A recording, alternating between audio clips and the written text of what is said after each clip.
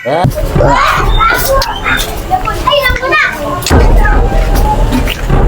si Kuya Ryan yun, oh. Kuya Ryan! Michelle, ikaw pala. Bakit? Saan ka galing, Kuya Ryan? Doon sa taas. May trabaho lang ako, extra ako. Nagukay kami. Ganun ba, Kuya Ryan?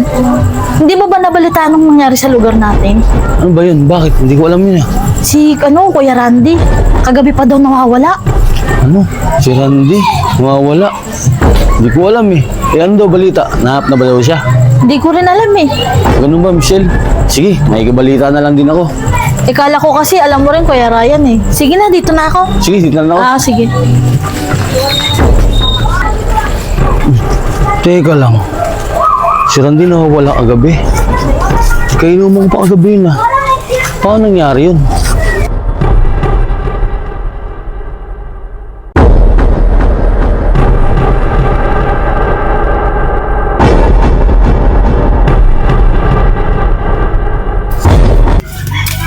Ikaw!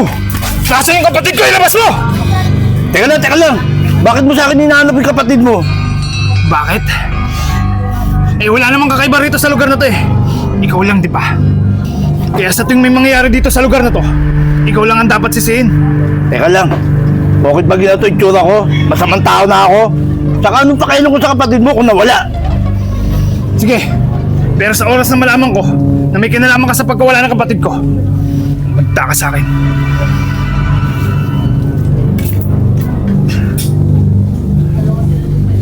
Si Randy.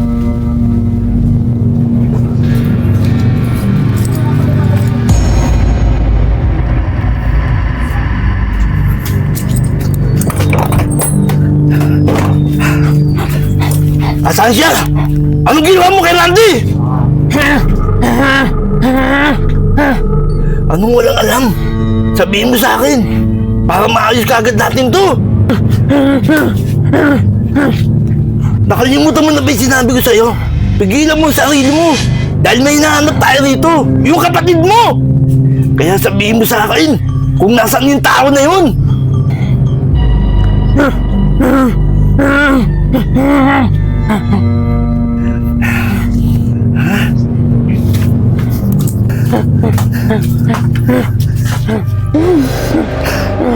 Anong ginawa mo? Diba? Sabi ko sa'yo, pigilan mo ang sarili mo. Dahil sa ginawa mo sa kanya, magugulo ang bayan neto. Sige, kumalma ka lang. Diba? Sabi ko sa'yo, pigilan mo ang sarili mo. Sige na, ako nang bahala. Ayusin ko to.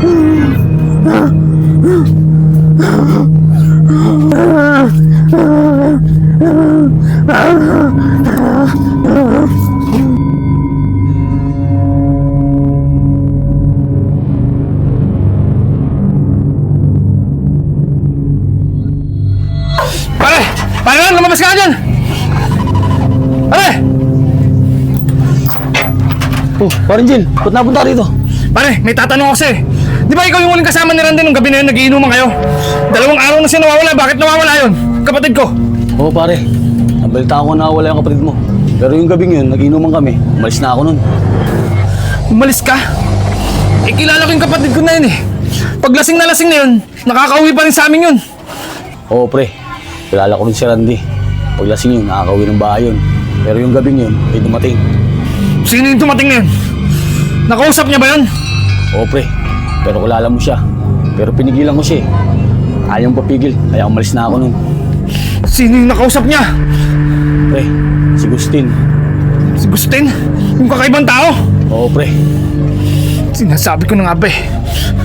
Sige pre, pumunta siya sa akin. Pre! Pre! Mag-ingat ka sana. Delikado yung mga taong yun. Pumunta sa akin yung Gustin. Mabuti na lang nalaman ko kay paring Ryan. Ikaw! Pumunta sa akin! Ikaw palang uling kausap na kapatid ko ah. Di ba sinabi ko sa'yo? Pag oras na nalaman kung may kinalaman ka sa pagkawala ng kapatid ko, pumunta ka sa akin!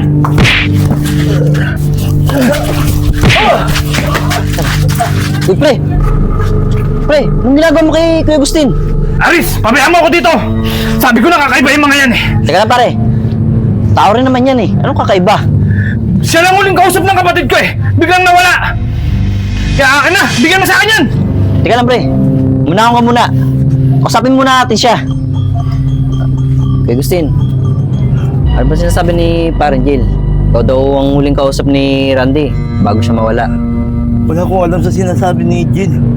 Oo, nakausap ko si Randy. Hininga niya pa nga ako ng pera. Maliban doon, wala na akong alam doon. Binigyan ko siya ng panginom. Saka ang sabi niya sa akin, wala ko siyang panginom. Aris, huwag kang maniwala dyan. Nilabas mo yung kapatid ko. Ano ilabas mo lang? Teka pare, muna ako nga muna. Wala ka rin naman mapapala kung bubugbugin mo siya eh. Eh kung di niya nga alam eh. Kaya muna ang kausapin ko muna siya. Kasi pare, kung bubugbugin mo siya, baka ko pa mapasama. Eh pare, sino ba bang magbibintangan dito? Siya lang naman yung kakaiba rito eh. Saka siya lang huling kausap ng kapatid ko. Tapos ayaw mo ibigay sa akin yan. Akin na yan! Yan kasi ang hirap sa ating mga tao, pre. Porque kakaiba lang yung mga tao. Hinuhusga na natin. Ayanan muna natin sa mga pulis. Mag-report muna tayo ang pagkawala ni Randy. Talagang magre-report ako. Dahil 2 araw na nawawala yung kapatid ko. At sa oras na malaman kung may kinalaman talaga yan, umanda ka sa akin. Papalikan kita.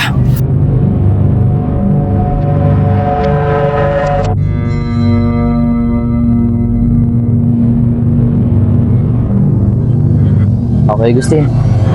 Tingnan po muna kayo. Agustin. Ano po ba nangyari? Bakit pinagbibintangan po kayo ni Parang Jill na sa pagkawala ng kapatid niya? Unang-una, napapasalamat ako sa'yo. Napigilan mo si Jill. Kung di mo napigilan yan, siguro ano na nangyari sa akin. Saka Aris, ang totoo niyan, wala akong kinalaman sa pagkawala ng kapatid niya. Bakit nawawala? Ganun ba kayo, Agustin?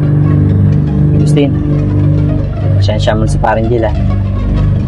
Siguro, dala lang ng galit niya. Dahil nag-aalala siya sa kapatid niya. Kung mag-alala, makasapin ko na lang siya bukas. Aris, saan galing itong kwenta sa puso nito? At ba kayo, Agustin? Hindi ko rin po alam eh. Pagkakaalam ko lang po, suot ko na raw po to. Mula bata pa ako.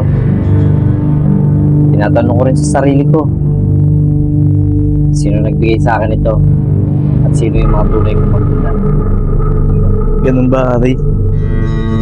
Eh, Agustin, bakit nyo nga pala natanong? Wala.